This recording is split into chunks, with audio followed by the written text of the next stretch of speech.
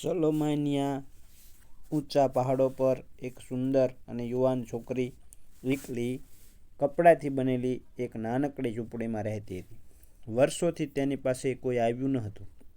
એક સાંજે તે પહાડની એક ઊંચી ચોટી પર બેઠી હતી ત્યારે નીચેથી કદમોનો અવાજ સંભળાયો. તેણે નીચે જોયું તો એક વૃદ્ધ માણસ હાથમાં તેલની નાની શીશી લઈને ઉપર ચડી રહ્યો હતો.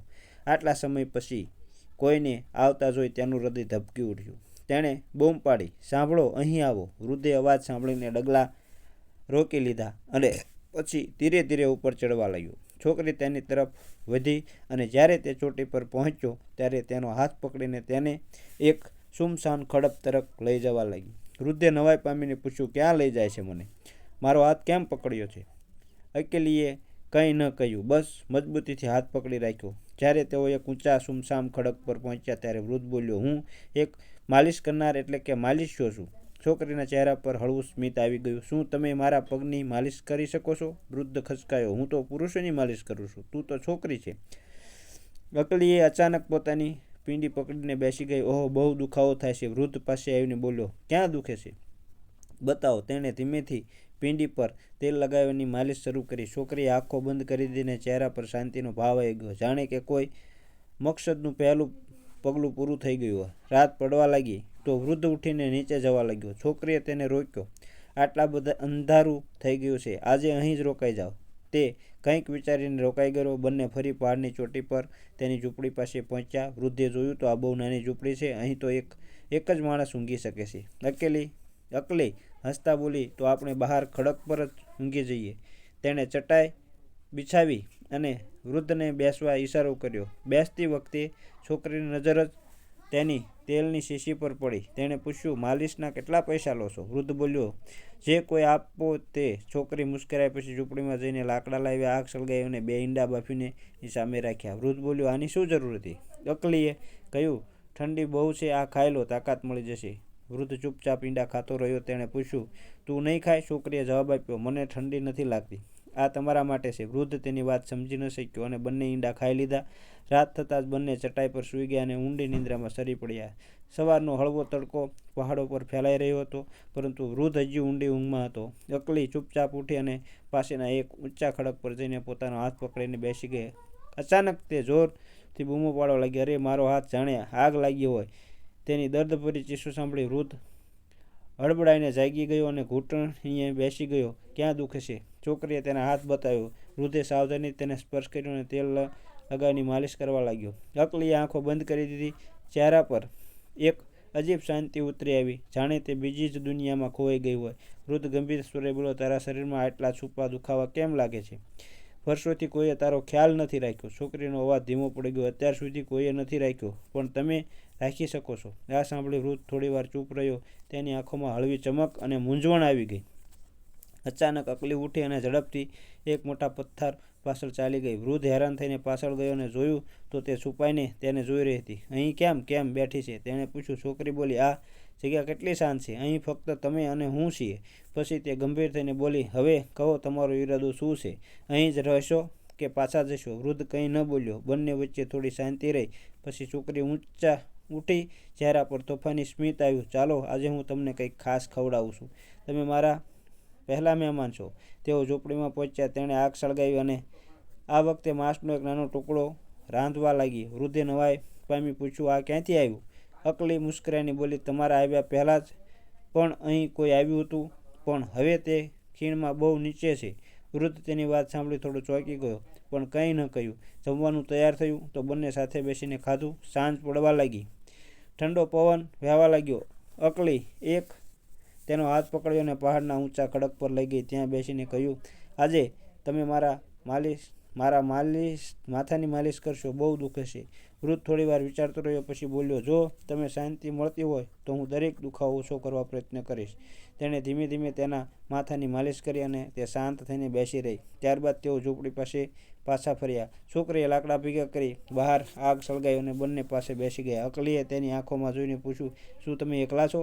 તમારી પત્ની નથી?" વૃદ્ધ કંઈ કહેવા જતો હતો કે હસતા હસતા બોલી, "ચિંતા ન કરો, હું છું ને તમારી." વૃદ્ધ તેની વાતો સાંભળી થોડી સ્તબ્ધ રહી ગયો, પણ મૌન રહ્યો. રાત્રે બંને ફરી પહાડ પર ચટાઈ બિછાવીને સૂઈ ગયા. ઊંડી નિંદ્રામાં સરી પડ્યા. સવાર થતાં જ અકલી ચૂપચાપ પાસેના ઊંડા પહાડો ચાલી ગઈ, જ્યાં પથ્થરોમાંથી બનેલું એક ગોળ કુંડાળ હતું. તે તેમાં બેસીને જોરશોરથી રડવા લાગી. આ સુંદરતાનો શું ફાયદો છે? મને શાંતિ જ ના આપે તો હવે આ દુખાવો સહન નથી થતો. પહેલાં જેવી હતી ત્યારે જ સારી હતી. ઓછામાં ઓછી શાંતિ તો હતી. બીજી તરફ વૃદ્ધ જાગ્યો અને તેને ન જોઈને પહાડ પર પહોંચ્યો. તેણે જોયું કે અકલી કુંડાળામાં બેઠી હતી ને ધીરેથી પાસે આવ્યો અને તેના ચહેરા પર ચિંતા સાફ હતી. શું થયું?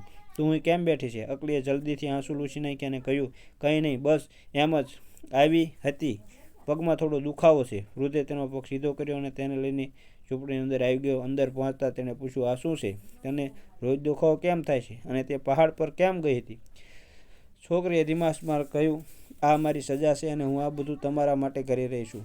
વૃદ્ધ હેરાન થઈ ગયો, મારા માટે કેવી રીતે? છોકરીની આંખમાં કોઈ ઊંડો લાજ ચમક્યો. તે કંઈ બોલ્યા વગર બહાર નીકળી ગઈ. બપોર થઈ ગઈ હતી. છોકરીએ જમવાનું બનાવ્યું અને બંને મળીને ખાધું. જમવાનું પૂરું થતાં ચૂપકીથી છવાઈ ગઈ. વૃદ્ધ બોલ્યો, કંઈક વધારે નથી ખાઈ લીધું? છોકરી મુસ્કરાઈ, તમારી સાથે બેસવું ગમે છે કદાચ.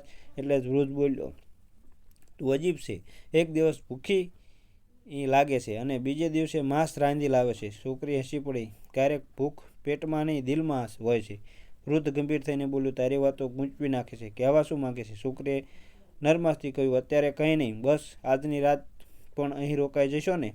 વૃદ્ધ બોલ્યો, તું રોજ આજ જ પૂછે છે તો પછી રોકાઈ જાઉં છું. તું ઈચ્છે છે તો રોકાઈશ. થોડી પળની શાંતિ પછી છોકરીએ કહ્યું, અત્યારે ન જાઓ તો ચાલ્યા ગયા તો દુખાવો ફરી પાછો આવી જશે. વૃદ્ધ બોલ્યો, આજે ફરી ક્યાં દુખે છે? દિલમાં. તેણે ધીમેથી જવાબ આપ્યો. તેણે કહ્યું, આનો તો મારી પાસે ઈલાજ નથી. છોકરી તોફાની અંદાજમાં બોલી, તમારા હાથમાં ચમત્કાર છે, તમને ખબર નથી. વૃદ્ધ હસી પડ્યો, તું રમત રમી રહી છે. છોકરીએ ગંભીરતાથી કહ્યું, જો રમતી હોત તો તમે હારી ગયા હોત. પછી તે બોલી, ચાલો તમને એક જગ્યા બતાવો. તેઓ પહાડની બીજી તરફ એક નાની ગુફા સુધી ગયા. વૃદ્ધ બોલ્યો, અહીં તો અંધારું છે, એટલે જ મને ગમે છે. અહીં કોઈ ચહેરો નથી, કોઈ અરીસો નથી. આ ગુફા તમારા માટે નથી, મારા ભૂતકાળ માટે છે. વૃદ્ધ બોલ્યો, તમારી અંદર ઘણું બધું છુપાયેલું છે અને ઘણું બધું ભૂલાયેલું છે, પણ મારી ઉંમર હવે યાદો રાખવાની રહી નથી. છોકરીએ તેના ખભા પર માથું મૂકીને કહ્યું, યાદો ઉંમરથી નહીં પણ દિલથી વળગેલી હોય છે. તું મને બદલી રહી છે. ના, તમને પાછા લાવી રહી છું. સવારે છોકરી ફરી પહેલાં ગોળ કુંડાળામાં ઊંચાઈ પર બેઠી. વૃદ્ધ પાસે આવીને બોલ્યો, અહીં રોજ કેમ આવે છે? આ જગ્યા શાંત છે અને આ શાંતિમાં પોતાનો અવાજ સંભળાય છે. આજે તેણે કહ્યું, મારા ડાબા ખંભામાં દુખાવો છે, જરા જોઈ લો. વૃદ્ધ માલિશ કરવા લાગ્યો. અહીં તો ઠંડી છે. દુખાવો કેવો? કેટલા દુખાવા શરીરમાં નહીં, આત્મામાં હોય છે. છોકરીએ આંખો બંધ કરી દીધી. જ્યારે તમે સ્પર્શ કરશો ત્યારે બધું થંભી જાય છે. હું તો બસ તેલ લગાવું છું. એટલી અસર કેમ? તમને ખબર નથી તમે મારા માટે શું છો? તે તેને એક જૂના ઝરણામાં લઈ ગઈ. પહેલાં કેમ ના બતાવ્યું? કારણ કે આ જગ્યા ફક્ત તેમના માટે છે. અંદર વહેવાની હિંમત રાખે છે. વૃદ્ધ બોલ્યો, આજે તું બદલાયેલી લાગે છે અને તમે દરરોજ નવા લાગો છો. હું રોજ બદલવાની કોશિશ કરું છું, પણ અંદર એ જ રહું છું. વૃદ્ધે ધીમા અને ભારે સ્પર્શે પૂછ્યું, કોણ જાણે પહેલાંથી જવાબ જાણતો હોય પણ છતાં સાંભળવા માંગતો હોય. છોકરીએ એક લાંબો શ્વાસ લીધો. આંખો નીચી થઈ. અવાજમાં હળવી ધ્રુજારી હતી. જેઓ જ્યાંથી જાતને ધિક્કારવા લાગે છે, જે અરીસામાં પોતાનો ચહેરો પણ નથી જોઈ શકતા, જાણે પોતાનો જ પડછાયો બોજ બની ગયો હોય.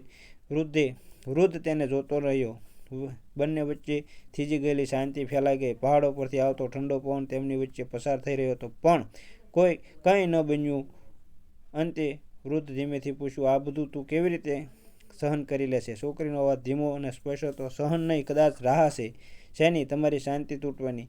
તેના હોઠ પર હળવી ધ્રુજારી હતી. પાપણોના કિનારે વિનાશ ચમકી રહી હતી. વૃદ્ધ બસ તેને જોતો રહ્યો, જાણે તેની આંખોમાં કોઈ જૂની વાર્તા વાંચી રહ્યો હોય. બીજી સવારે જ્યારે આકાશમાં હળવો પ્રકાશ ફેલાયો અને પહાડોની ચારે બાજુ ખુશમુસતું પાતળું પડ તરી રહ્યું હતું, છોકરીએ ફરી એ જ ઊંચી ચોટી પર પહોંચી ગઈ અને ગોળ કુંડાળીની અંદર બેઠી અને આંખો બંધ કરી ધીરે ધીરે બબડવા લાગી. મારા ગુનાહોની તોબા ક્ષમા કરું છું, મારી ભૂલ સ્વીકાર કરું છું.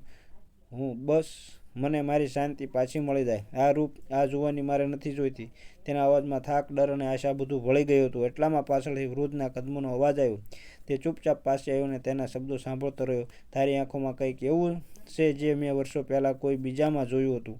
તેણે અંતે કહ્યું, કોનામાં? છોકરીએ ધીમે ધીમે પૂછ્યું. એક સ્ત્રી, બહુ સુંદર, બહુ જિદ્દી, પણ દિલથી ખૂબ નરમ તેની આંખોમાં પણ આ જ બોજ હતો, જાણે કોઈ ભારે રહસ્ય છુપાયેલું હોય. છોકરીએ નજર ફેરવવાનો પ્રયત્ન કર્યો, પણ વૃદ્ધની ઊંડી નજરથી બચી શકી નહીં. મને ખબર છે તું કંઈક છુપાઈ રહી છે, વૃદ્ધ બોલ્યો, પણ હું રાહ જોઈ રહી છું જ્યાં સુધી તું પોતે બધું કહેવા તૈયાર ન થાય. ત્યારે જ દૂર આકાશમાં વીજળી ચમકી અને બીજી ક્ષણે વરસાદના ટીપાં તેના ચહેરા પર પડવા લાગ્યા. છોકરી હળવી ધ્રુજી ઉઠી. તમે કઈ સ્ત્રીની વાત કરતા હતા? વૃદ્ધ થોડી વાર શાંત રહ્યો, પછી ધીરે ધીરે બોલ્યો, તે ગઈ અને હું વર્ષો સુધી તેના પાછા આવવાની રાહ જોતો રહ્યો. છોકરીની આંખો ભરાઈ આવી.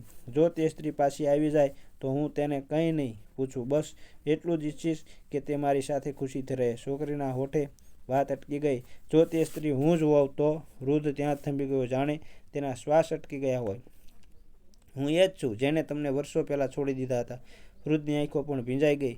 તું મારી? છોકરીએ નજર ઝુકાવી દીધી. હા, હું તમારી પત્ની છું, એ જ જેણે તમને એકલા છોડી દીધા હતા. પવન થંભી ગયો, જાણે પહાડો પર સાંભળી રહ્યા હોય. છોકરીએ ધીમા સ્વરે કહ્યું, મને ડર હતો કે કદાચ તમે મને માફ નહીં કરો. વૃદ્ધે આગળ વધીને તેનો ધ્રુજતો હાથ પકડી લીધો. છોકરીને આંખીમાંથી આંસુ વહેવા લાગ્યા. બસ, હું તમારા માટે હંમેશા સુંદર રહેવા માંગતી હતી, પણ આજ ઈચ્છાએ મારી પાસેથી બધું છીનવી લીધું છે.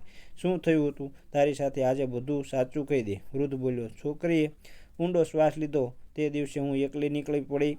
મનમાં ઈચ્છા હતી કે હું દુનિયાની સૌથી સુંદર સ્ત્રી બનું. ચાલતા ચાલતા એક વેરાન મેદાનમાં પહોંચી, જ્યાં એક જૂની તૂટેલી ફૂટેલી ઝૂંપડીમાં મને એક અજીબ સ્ત્રી મળી, કાળું જાદુ કરનારી. તેણે કહ્યું, જો જોવાની હંમેશા રાખવી હોય તો એક કિંમત ચૂકવવી પડશે. મેં વિચાર્યા વગર હા પાડી દીધી. તેને તાવીજ આપ્યા, મંત્રો શીખ્યા અને કહ્યું કે દર મહિને કોઈ એક જીવની વસ્તુનું લોહી તારા શરીર પર લગાડવું પડશે. પહેલાં નાના પક્ષીઓથી શરૂઆત કરી, પછી સસલા, પછી બકરા, અને પછી તેનો અવાજ ધીમો ધીમો દુષ્ટ થતો ગયો. પછી મારા શરીરમાં અજીબ દુખાવો શરૂ થઈ ગયો, જાણે અંદર કંઈ સડી રહ્યું હોય. ક્યારેક કમરમાં જોરદાર દુખાવો, ક્યારેક હાથમાં બળતરા થવા લાગી, ક્યારેક હૃદયના ધબકારા થંભી જવા જેવું લાગતું હતું. ત્યારે હું એક ઓઝા પાસે ગઈ. તેણે બધું સાંભળીને કહ્યું કે તું પ્રકૃતિ સામે બળવો કર્યો છે. હવે માફી માત્ર તોબા પશ્ચાતાપથી જ મળશે. તારે એકલા પહાડ પર જઈને રહેવું પડશે અને તારા ગુનાહોનો પશ્ચાતાપ કરવો પડશે. તેમણે એમ કહ્યું કે જેણે અને તે છોડ્યો તેને પાછા લાવ. તારા પતિને જેનું દિલ તે તોડ્યું તેની સેવા કર, તેની શાંતિનું દેવું ચૂકવ. વૃદ્ધની આંખોમાં આંસુ તરી રહ્યા હતા. તેણે હસીને તેનો હાથ પકડી લીધો અને કહ્યું, તે જે ગુના કર્યા છે તેનો સ્વીકાર જ સૌથી મોટો પશ્ચાતાપ છે. ખડક પર ફરીથી ઘુમ્મત સમાઈ ગયું હતું, પણ આ વખતે તેમની વચ્ચે કોઈ પડદો ન હતો, કોઈ જૂઠું ન હતું. અચાનક એક ઝટકો છોકરીના શરીરમાં અનુભવ્યો અને તે પહેલાં જેવી જ થઈ ગઈ અને બહુ વધારે રૂપાતી અને રૂપાળી અને સુંદર તો નહીં, પણ હવે તેના દિલ અને શરીર બંને શાંતિ મળી ચૂકી હતી.